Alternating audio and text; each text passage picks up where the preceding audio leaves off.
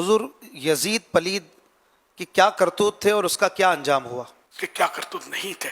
بدنام ترین کرتوت کی تو یادیں آج کل منائی جا رہی ہیں کہ اہل بیت پر جو ظلم کے پہاڑ توڑے گئے اور پھر بھوکا پیاسا رکھ کر 3 دن تک آل رسول کو میدان کربلا میں شہید کیا گیا، اور امام علی مقام امام حسین رضی اللہ عنہ کے سجدے کی حالت میں آپ پر ظلم ہوا اور سر تن سے جدا کیا گیا.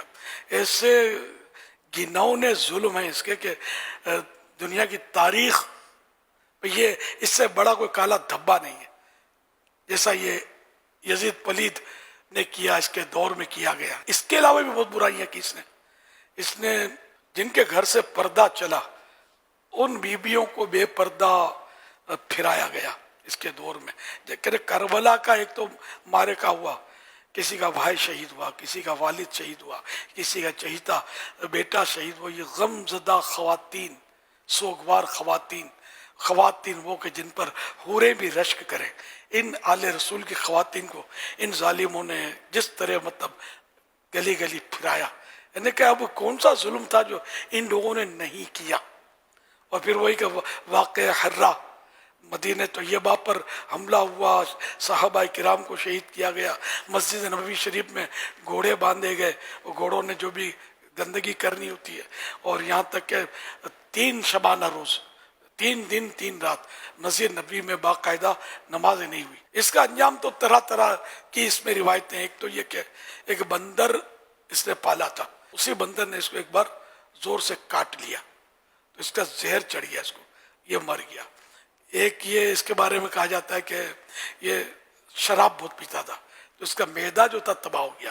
شراب سے معدہ ڈائجسٹو سسٹم جو ہے یہ ڈسٹرب ہو جاتا ہے، معدہ خراب ہو جاتا ہے.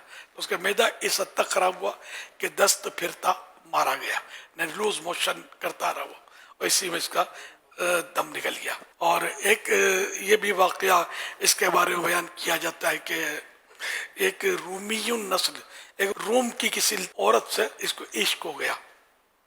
ایک بار اس رومی عورت نے اس کو کہا کہ تم اکیلے فلاں جگہ جنگل میں پہنچو، ہمس کے جنگل میں، وہاں پہنچو، اکیلے آنا، تو پھر اپنے رنگ رلیاں منائیں گے، خوب شرابیں پیئیں گے.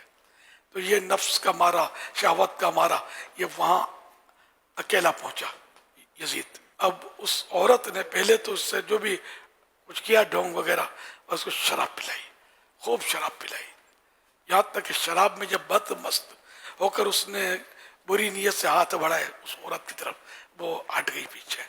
اس نے ایک خنجر آبدار رکھا تھا اپنے پاس چھپا کر، اور وہ خنجر اس نے نکالا اور کہا کہ جو اپنے نبی کے نواسے سے وفا نہیں کر سکتا وہ مجھ سے کیا وفا کرے گا، اس کی سزا یہی ہونی چاہیے. کر کے پے در پہ اس نے وار کیے، بھاگ گئی.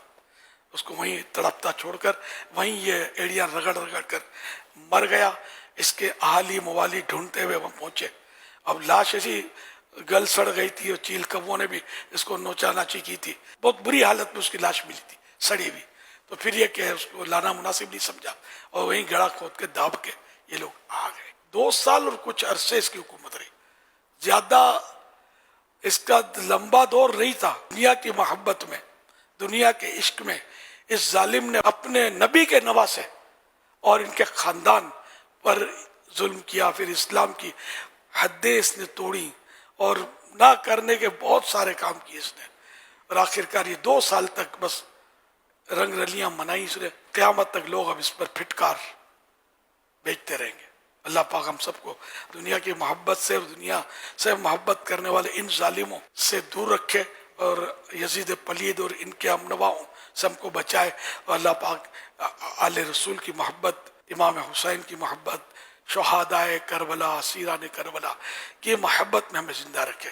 انہی کی محبت پر ہمارا دم ملے.